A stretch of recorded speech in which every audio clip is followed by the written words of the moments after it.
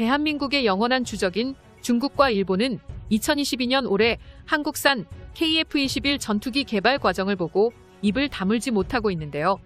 이미 KF-21 전투기라는 세계가 괄목할 만한 성과를 선보인 지 얼마 지나지 않아 또 그들이 충격받을 소식이 전해지면서 일본과 중국은 패닉에 빠진 상태입니다. 영상의 출처는 대고구려제국. 기존의 한국군이 진행하던 공격형 무인기 프로젝트 중에서 KUX라고 불리던 프로젝트의 진화형이 공개되었습니다. KUX 스텔스 무인 전투기는 다수의 무인기 컨트롤로 한국 공군이 400대 이상 소요를 제시할 것으로 추측되었고, 이러한 한국산 벌떼 같은 공격형 무인기들이 엄청나게 무서운 이유는 바로 지상에서 컨트롤하는 무기들이 아닌 5세대급 유무인 전투기 KF-21 보라매가 직접 조작하는 무인 스텔스 전투기들이기 때문인데요.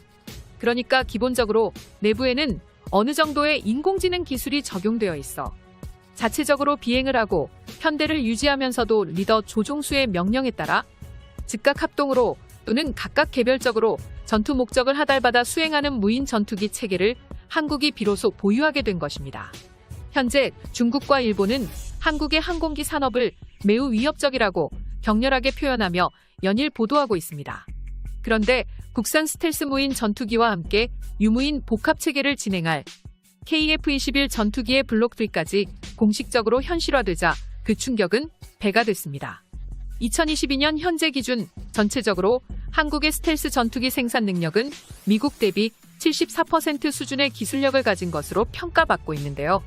즉, 한국은 본격적으로 스텔스 무인 전투기와 유인 전투기 개발을 시작해도 실패하지 않을 기술력과 자신감과 최첨단 기술력을 확보했다는 증거입니다.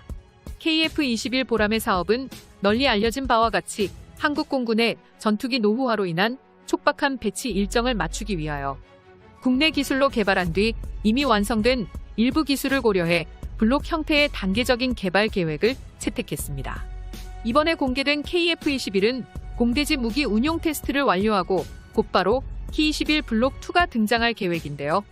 그런데 블록 2가 배치도 되지 않은 시점에 현재 차기도 아닌 차차기 버전인 블록 3와 KF-21 전투기와 같이 함께할 무인 전투기인 UAV KUSX가 공동으로 개발되고 있다는 소식이 전해졌습니다.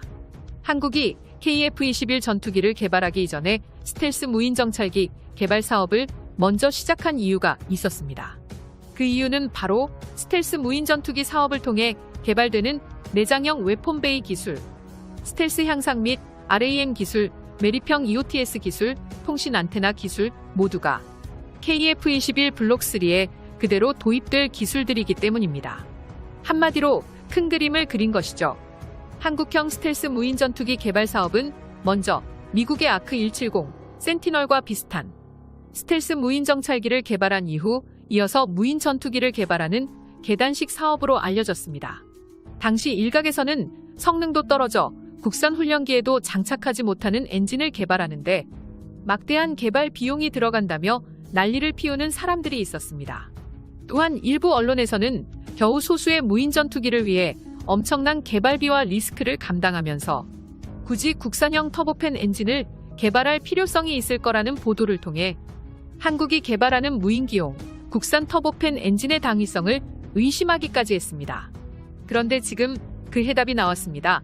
2030년 이후의 미래 장장에서는 유인 전투기보다 무인 전투기가 주력이 될 가능성이 높고 실제로 모든 항공 선진국에서 다양한 무인 전투기를 개발하고 있습니다. 대고구려제국 채널. 만약 한국의 엄청난 개발비와 리스크 때문에 잠시라도 조정했다면 우리 한국은 그 기간만큼 타국에 뒤처졌을 텐데요. 다행히도 이제는 전혀 아닙니다. 이어서 스텔스 무인 전투기와 함께 운용할 KF-21 사업 초창기인 2014년 당시 국방과학연구소는 KF-21 블록 1, 블록 2 계획과 블록 3 개념도 함께 공개한 적이 있었는데요. 2014년 당시만 해도 블록 3는 구체적인 계획이나 국회의 승인도 없었고 예산 편성도 없었습니다. 또한 국방과학연구소에 따르면 KF-21 블록 3는 F-35 수준의 레이더 반사 면적을 갖춘 스텔스기가 될 수 있을 것이라고만 조심스럽게 언급했었죠. 그렇게 계획으로만 존재했던 블록 3가 현실화된 가장 결정적인 이유로 대한민국의 기술력 발전이 주목되었는데요. 2014년까지만 해도 한국형 스텔스 전투기는 기초적인 단계만 존재했지만 스텔스 도료부터 시작해 톱날 처리 방식과 RCS 감소 방식까지 차례차례 한국이 독자적으로 기술을 보유하면서 상황이 완전 달라졌습니다. 과거에는 상상조차 할 수 없었던 KF-21 전투기 블록 3라는 형식이 기술 축적을 통해 현실화된 것이죠. 한국이 보여주는 KF-21 블록 3의 성능은 미국의 최첨단 전투기인 F-35A와 상당히 유사한 성능이라고 할 수 있는데요.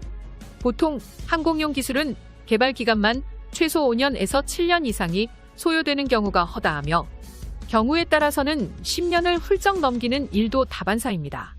지금부터 블록 3 개발 계획을 만들고 실제로 개발을 시작해야만 2030년대에 본격적으로 블록 3 개발 사업을 시작할 수 있다는 한국항공우주산업의 판단하에 블록 3 개발이 시작된 것이죠.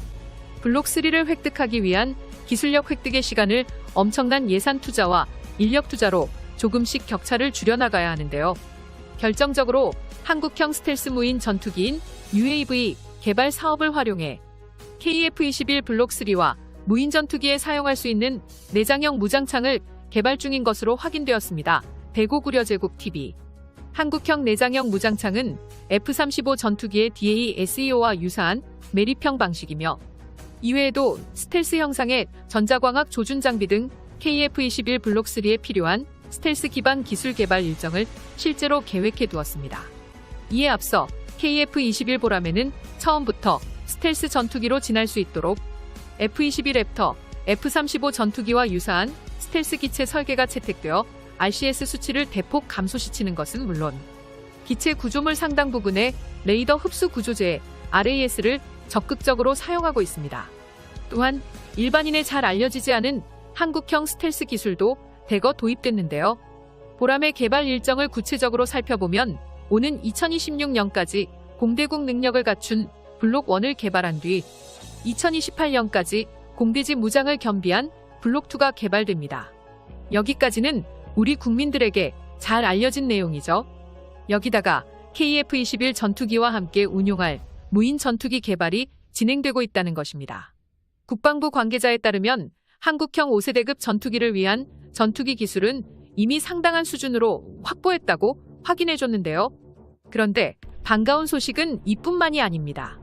합동참모본부는 저피탄 무인 전투기 도입 사업을 7월부터 장기 소유 사업으로 편성하고 국방과학연구소 주도하에 본격적으로 개발한다고 발표했습니다.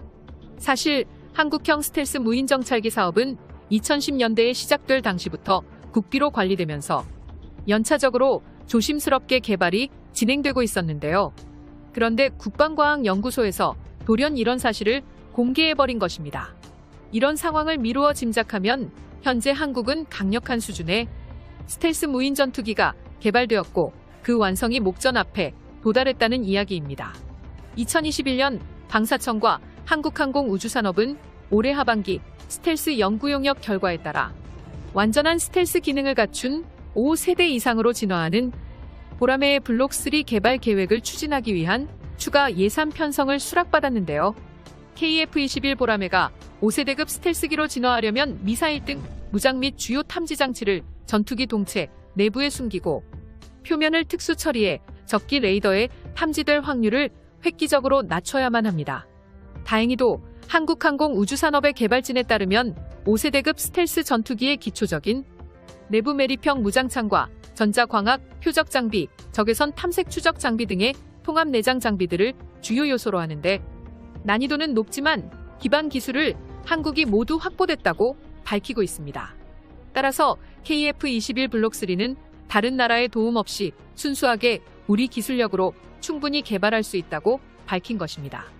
한국항공우주산업은 KF-21 블록 2 개발이 완료되면 곧바로 2명의 조종사가 탑승하는 복자형 Ki-21을 개발할 예정이라고 밝혔습니다. 사실 4세대 전투기까지는 훈련 등을 위해 복자기 기체 개발이 당연한 것이었지만 5세대 스텔스 전투기는 하나같이 단좌기만 존재할 뿐 전환훈련 및 다양한 멀티를 의무에 적합한 복자기는 존재하지 않습니다. 그 이유로 5세대 전투기는 강력한 임무 지원 시스템을 갖추어 구조 훈련기가 필요 없어진 데다 첨단 작전 지원 소프트웨어 덕분에 그만큼 조종사의 작전 업무량이 크게 감소되었는데요. 우리의 KF-21 전투기도 블록3에서 우수한 비행 지원 시스템을 갖추는 순간 궁극적으로 복좌기 대신 단좌기가 선택될 것입니다. 영상의 정보가 도움이 되셨다면 채널명 대고구려제국 구독과 알림 설정 진심을 고맙습니다.